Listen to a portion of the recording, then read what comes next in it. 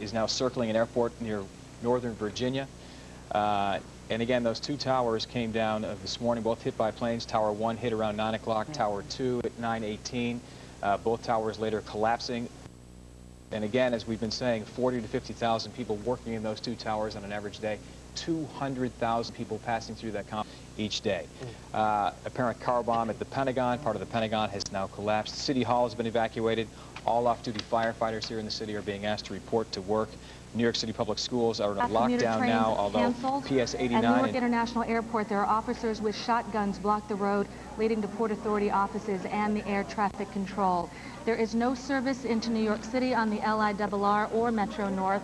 And again, we've told you that subway service is shut down here. Now, as far as... Okay, Michael and Lisa, well, we're just hearing that Israel has evacuated all its diplomatic missions around the world. Again, Israel's evacuating all its diplomatic missions throughout the world. And then we're also getting state by state, the way each state is reacting to these attacks. New York State specifically, security has clamped down across our state, and there were plans to increase security at border points. Moving the Governor perimeter George Pataki farther has and farther out, unclear of what was going to happen. They got word that there might be a third plane that was going to hit the area. They moved the perimeter back. Then, of course, the World Trade 1 came down. They moved the perimeter back. Then World Trade went down, and the place just went up for grabs. Everybody was running. Emergency people were running. Police were running. It was an unbelievable sight.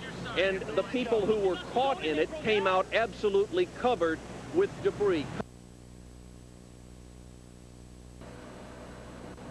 What you are looking at are the only shots of the World Trade Center I have.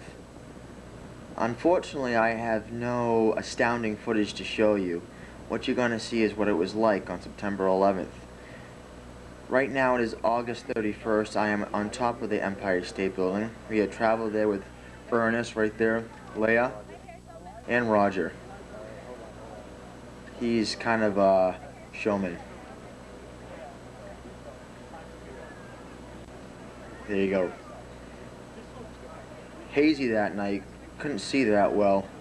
You're looking over at the Hudson River, and if you look closely, really closely, yeah, that's the Ramada Suite Hotel. We've stayed there a few times.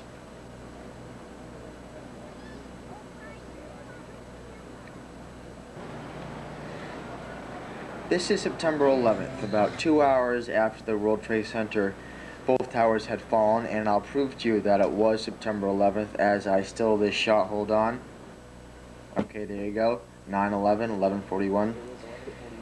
As you can see, very sunny out. People aren't going crazy. Walking up and down the street, very calm. Although there was a lot of conversations going on between people about what had happened that morning. This is East 10th Street, the street I live on. I am heading down to University Place, where I saw the first plane hit earlier that morning. It was a strange morning. We had a fire drill at 6:30 a.m. Apparently the firemen who came down to our building that morning perished that day at the World Trade Center.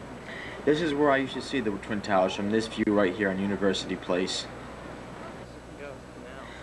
About half an hour later, Ernest and I, my roommate, we headed down on Broadway.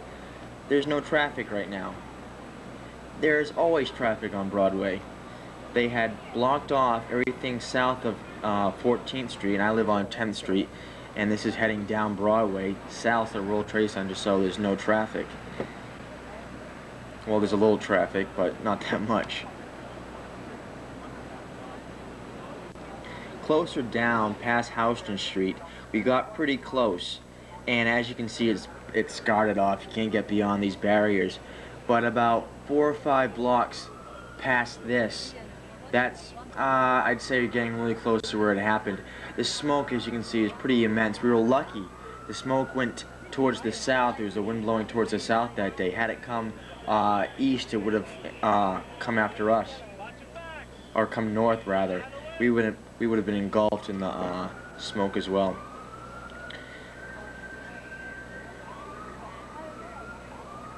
There were a lot of emergency vehicles down there. I mean, this is just, you know, one ambulance, but you'll see later on there were a lot more. Right here, Ernest is touching some of the debris that covered this car. Yeah, really interesting, huh?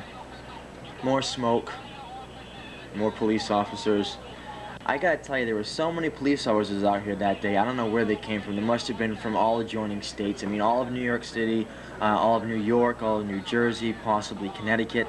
There were just a lot of police officers down there sort of organizing all this chaos that was going on. I'm not sure what street this is, but if I zoomed in, and if you look on the ground, you'll see debris that came from the World Trade Center. There's a guy riding his bike, another guy riding his bike. And there's a fire ambulance and cars. See the debris kicking up. And that's about 3 blocks south of where I am right now. If you look closer, you see a piece of paper flying in the air. This is about 3-4 hours after the initial attack.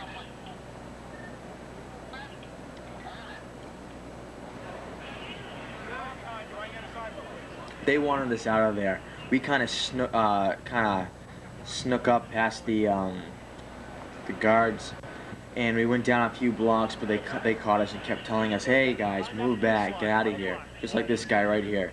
Sorry, sir. I apologize.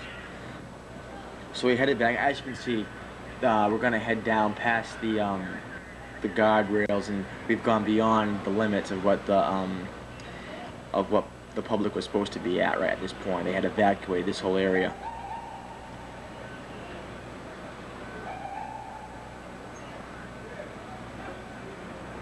But you know, relatively nice day anyway. I mean, it wasn't anything that we had to run from.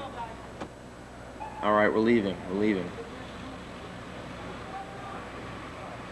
They had ambulances lined up. And see the yellow tape. I don't know when they did this, but they threw up yellow tape everywhere. They must have run around doing this a few hours before we got there, because it was everywhere. And here's the rest of the public waiting beyond these barriers. So as you can see, we kind of passed them and got our way up. Here's a newscaster. She had some stuff in her hair. I was zooming in on her shirt and her hair. She had debris from the World Trade Center in her hair. I don't know what affiliate she was with, but she's just one of many newscasters we saw down there. We saw Fox, NBC, CBS. You know, the whole gamut of newscasters were down there.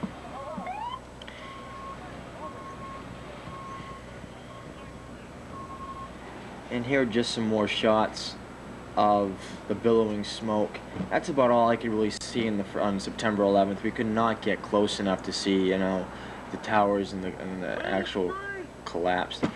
Here's a homeless guy who decided to take matters into his own hands and direct traffic. He yelled at us, told us to get out of the street too, but he was doing a good job. I mean, people, I guess, weren't listening to him. They didn't know whether to listen to him or not, but, you know, they try to get out of the way. He was a nutball. Pretty immense smoke.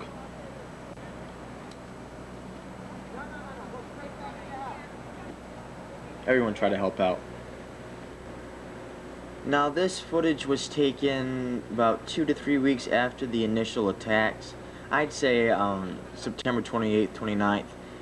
And no matter where you view this, you can't get a true feeling of how devastating it really was. I mean, when you watch it on TV, well, you're watching it on TV right now, so you know you can't get a true feeling. But being there, it's really, it really is, you know, terrible to see.